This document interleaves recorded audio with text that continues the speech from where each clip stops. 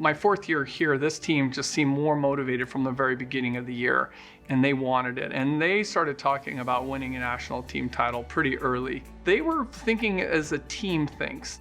I saw depth in every single event. I mean, a lot of teams, you'll get a sprint group or you'll get a throws group or a multis group. But to be honest, our whole group had someone almost in every event that proved themselves worthy of competing at the national level. When we recruit, we talk about that. We say, we've got an amazing tradition. You're gonna be part of an experience that we're gonna support you in a family style manner, in a Christian environment, and we're gonna love you, but we're gonna push you, and don't expect this to be easy. And every single athlete on the team has to be of that same mindset.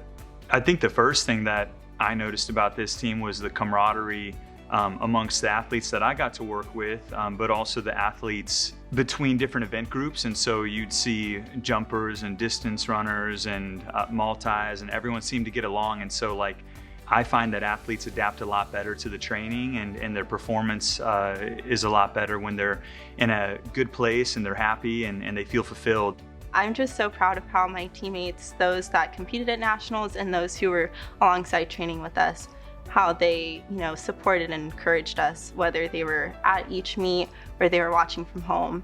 Just the text messages that we would get, and it was constant motivation and encouragement from the team. And I think that's really what sets us apart, and that's what makes us different. And it's like the family that we have, and it's special. Oh my goodness, the final day was such a roller coaster of emotions. The sprint group, we started off the day running out of the zone on the 4x1. It was both really exciting, but also a little bit nerve-wracking because I knew that I had done everything I could to score as many points as I could. And so that whole day was just about cheering on my teammates to go as hard as they could. My voice was completely gone by the end of that day because I was just screaming and shouting. That whole day was just full of adrenaline, starting at 9 a.m. Suddenly we went from really being in trouble. I think we were down in the 20s, 25 points maybe, and we picked up 28 points in 20 minutes. And that was huge. I mean, to have 2 firsts and a second, it's pretty unusual. I mean, I've only had a few firsts in my life coaching, so to pick up 28 points really brought us a lot of momentum.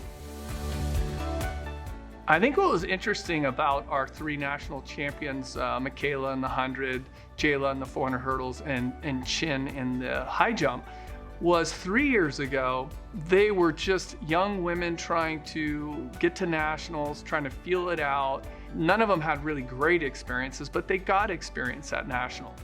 When they all got on the track this spring, when we finally started competing, you just saw an intense attitude and a consistency from all 3 of them. And that's why going into that final day, I thought I couldn't want to have anybody else on our team on the final day to have Chin high jumping, because all year long she was jumping closer to her personal best. And Jayla every week was winning.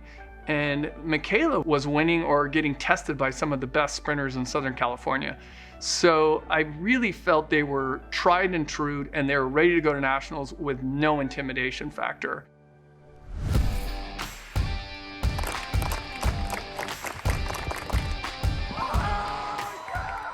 With these girls, when we were competing, everyone cheered for everyone, and that was really nice. And I knew what I had to do, especially after seeing all the events. I knew that I had to make that bar. So just knowing they were counting on me helped secure the championship. And then Michaela running right after me, and then Jayla getting another championship. It's really amazing. Even though Michaela wasn't ranked #1 in the 100, she knew she could do it. And we'd been training for it all year, and we were preparing for it, and they were ready once we got there. Just thinking back to my 100-meter win, I just couldn't believe, it was just so many emotions, being here from 2018, combating so many injuries, trying to just get stronger every year. I think it was just a point of, wow, I did it.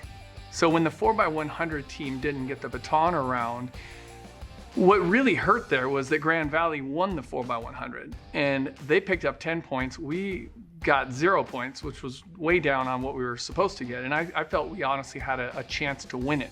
Going into the nationals meet, I was #1, so I was hoping to compete and maintain that position. But as far as the times and where it ranked me like in all-time history, I just wanted to have a nice race and, you know, hit the goals that I wanted to hit, and whatever time that came with that, with executing the race, I would be happy with. So those were just added benefits, I guess. Those ladies on that final day of the competition, we needed their best efforts, and we got personal bests out of all three of them. And so that really rode us through to the team title.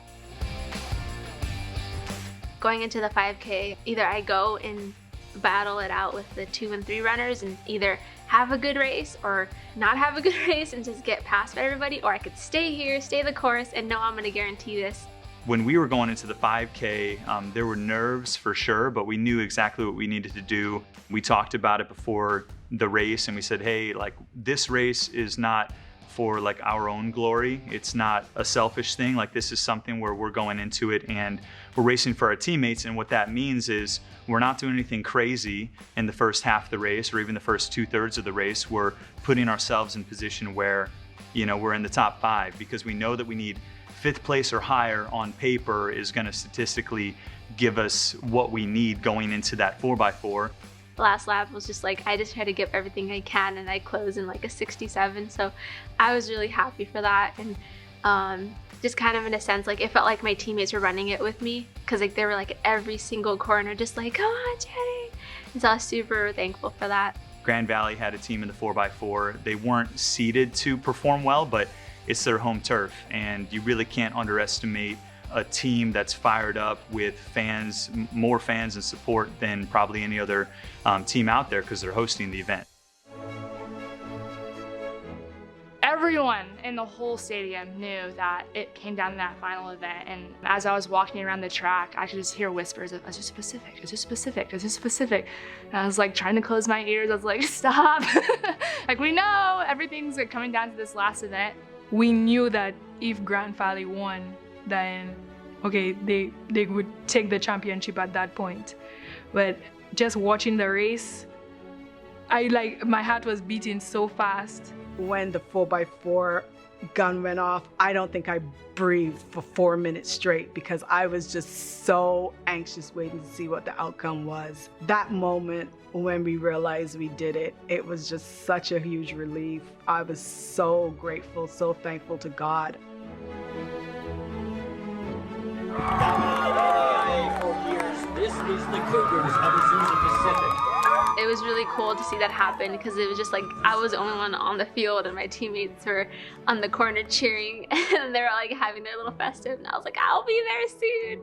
I was at the start line, and then after it ended, we were like, oh my gosh. And we were like screaming and shouting, and I took a full-on sprint, and we all were like trickling over there, and we just like embraced each other. It was the coolest thing ever. I'll never forget that.